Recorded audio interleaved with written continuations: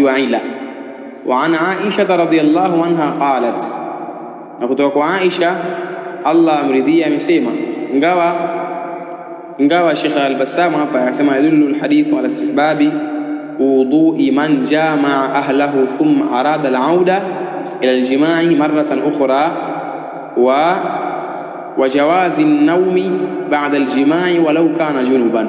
Yeye hakuenda kwenye kusema kwamba ma'alul la atoa faida ya hadithi, kwamba hadithi inaonyesha kwamba mtu anatakiwa kule kupendezeshwa kutia udhu kwa yule ambaye atamjamia mkewe na akataka rejee kwa mara nyingine, na ajulisha juu ya kufaa kulala baada ya tendo la ndoa hata kama mtu atakuwa na janaba. Ndio jambo ajulisha kwenye hadithi. Kadhalika wa ana Aisha radhiyallahu anha, na kutoka kwa Aisha Allah mridhia, hadithi hii ieleza namna ya kuoga janaba. Haya maswali yamekuwa mengi sana, maswali yamekuwa mengi, mtu aoga janaba. Lakini katika mambo ambayo ni ya kimasikitiko na kila kitu mimi kitu nikikumbuka na shangaa sana, subhanallah. Kuna siku nilikuwa nimekaa nikapigwa simu na mwanamke. Leo nipigie ile ilipokuwa akiongea kana kwamba ni mama, sasa tulikuwa nakuja kama ni mama mkubwa, yani kifupi, si binti. Akaniambia, na mkishanifahamu, mimi bado sijakufahamu. Akaniambia namba yako nimepewa na mtu fulani. Anambia huyo alikupa namfahamu lakini mimi sijakufahamu bado. Nikamuuliza mimi kwa naam, na kukupa namba yangu umemuomba ukakupa tu? Anambia nimemuomba. Sababu ya kukupa namba nini? Akaniambia nimetaka anielekeze namna ya kuoga janaba. Anambia kanielekeza kwako. Sasa basi mimi nikamuuliza, wewe hujaolewa? Maana hii sauti yake imekaa kama ni mkubwa. Na niuliza hivi, hujaolewa kwa sababu kama kashaolewa ina maana ishapita majanaba mengi katikati hapo. Akanambia na watoto 5, kuoga janaba hajui. Sasa wale makungwi wale wafundisha nini kule? Kwani subhanallah wafundisha nini kwani hasa ya msingi? Kwa sababu yani katika haya ya msingi hafikiria kuna swala kama mtu ana janaba siku zote hizo. So angalieni namna hii hali ilivyo. Ikiwa kama kuoga janaba hajui, kuoga nifasi uhenga najua kweli watoto 5 na wazao. Watoto 5. Subhanallah. Hii ndio hali ilipofikia. Watu kujua kwingi kwenye maneno yao. Yani wasogora kweli kweli. Lakini kuja kwenye upande wa mambo ya dini ndio kama hivi. Lakini nafuu huyu kwamba alijidiriki akaona aulize.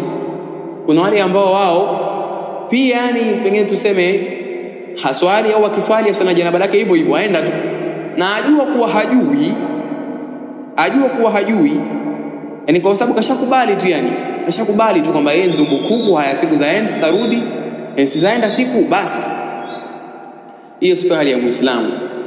Kutoka kwa Aisha Allah amridhie, qalat amesema, kana Rasulullah sallallahu alaihi wasallam, alikuwa mtume sallallahu alaihi wasallam idha tasala min aljanaba yabda'u fayaghsilu yadayhi. Alikuwa mtume atakapooga janaba yeye anaanza kwamba anaosha mikono yake miwili. Jambo la mwanzo ambalo alikuwa akianza kuoga janaba anaosha mikono yake miwili, viganja viwili. Thumma yufrighu bi yaminihi ala shimalihi, kisha humimina maji kupitia mkono wake wa kulia kwenye mkono wake wa kushoto. Hivyo kuchukua maji hivi, kaanza kuosha huku hivyo. Kisha baada ya hapo fayaghsilu farjahu, kisha mtume huosha utupu wake. Baada ya hapo huosha utupu wake. Na wanasema ulama kwenye hili ni kuhusu kuondosha yale yaliyobakia katika athari za manii, aiondoshe kwa hiyo athari kwa uhakika zaidi. Baada ya hapo thumma yatawadhau, kisha anatawadha. Thumma yakhudhu almaa, kisha anachukua maji. Fa yudkhilu asabi'ahu fi usuli ash-sha'r, kisha huingiza hayo maji, huingiza kwenye vidole vyake ndani ya maoteo ya nywele. Usulu ash-sha'r, mambatu ash-sha'r na maksudi yake maoteo ya nywele. Vidole vinakuwa na maji, kisha anatia kwenye maoteo ya nywele humu. Kwa wale ambao itakuwa pengine imejaliwa nywele za Kiarabu ambazo ingia, kwa sababu kuna wengine havipiti vidole hivyo. Sasa kwa wale ambao nywele zao kidogo zapitishika kwa sababu zakapitisha hivyo, kashango kificha kidole, nywele ngumu hivyo. Kisha kwa maana kwamba vile maji vile vidole anavitia maji, kisha anavipitisha kwenye maoteo fi usuli sha'r, kwa maana fi mambati sha'r au fi manabiti sha'r, maoteo ya nywele. Thumma hafana ala ra'sihi 3 hafanat, kisha huchota kwa ajili ya kichwa chake machoteo matatu, kwa maana machoteo matatu.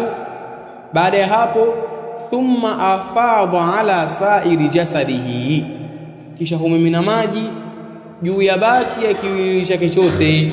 Humimina nini? Humimina maji, hili imeelezewa. Kisha baada ya hapo, thumma ghasala rijlaihi, kisha ataosha mtume nini, kwa maana baada ya hapo huosha nini, miguu yake miwili. Muttafaqun alayhi wal lafdhu li muslimin. Hadithi anasema ulama kama hadha Sheikh Uthaymeen, yadullu al hadithu ala annahu yanbaghi an yaghtasila al insanu ala hadhihi al kayfiyyah al madhkura. Hadithi yajulisha kwamba yatakiwa mwanadamu aoge kwa namna hii iliyotajwa, imetajwa hivyo. Kisha pia kataja mbele, akatoa maelezo huko baada ya kutaja kwamba vidole anatakiwa viingize kwenye maoteo ya nywele.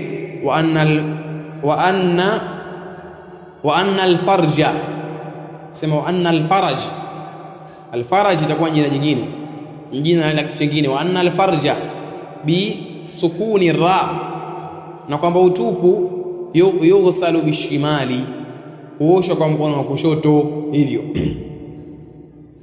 Hali ndio hivyo, kwa maana mtu atakiwa afanye hivyo. Hii ni kaifia ambayo ni kaifia sunniya, na kuna kaifia ambayo ni ijzaiya, ambayo ni ya kujitosheleza.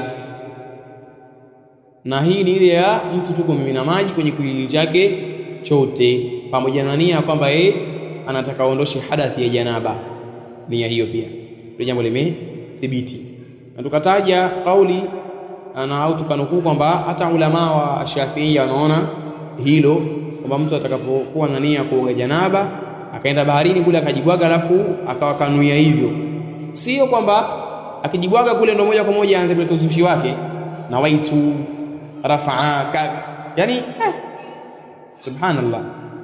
Unajua mfano huyo mama ambaye nimemtaja huyo, inawezekana alisoma miaka 10 na kwenye vyuo vya kisufi, michezo yote ya dufu waijua, lakini kwa janaba hajui. Yaani nyinyi angalieni namna jinsi ule usufi unapomfanya mtu hivi. Hali mbaya sana, si hali nzuri. Kwamba kuna mambo ya kimsingi mtu anatakiwa ayajue, alafu kuna yale ya ovyo ndio anaofundishwa tu yani. Miaka yote hiyo. Ndio maana kwamba kuna wengine pia wakasirika kwamba nyinyi mwadhara watu, sio kudharauliwa, ni ukweli huu, ni ukweli.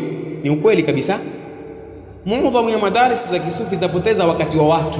Ndio walisia. Wakati wa watu wanaupoteza.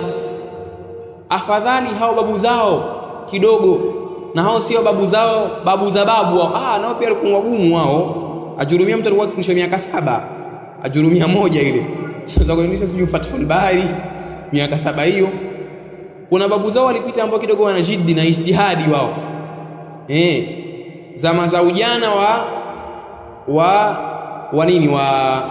ujana au ule utoto, ubarobaro wa baba zetu sisi, kidogo wale babu zao walikuwa na nafuu. Lakini wa sasa hawa wao mtwari mchele na wao na mchele khitma 40 humo tu yani. Sasa mtu yani kwamba mwanamke huyu ana watoto 5, kwa maana hii ndoa kwa uchache haipungui miaka mingapi? 10. Miaka 10 hajui hata kwa janaba. Miaka 10 yani. Hivyo alafu pengine ilikuwa yeye ndio ustadhati. Ustadhati kama huyo hakuna. Wallahu almusta'an. Wala huma min hadithi Maimuna, na wana wao wawili hao al-Bukhari kadhalika na Muslim, kutoka kwa hadithi ya Maimuna. Thumma afragha ala farjihi wa ghasalahu bishimalihi, kisha akamimina kwenye utupu wake maji na akaosha utupu wake kupitia mkono wake kushoto. Thumma daraba biha al-ard, kisha akapiga kupitia mkono wake wa kushoto ardhi, ile kutaka ondosha ile athari ya manii pengine, kwa sababu mchanga nao wanasema mchanga una bakteria sana.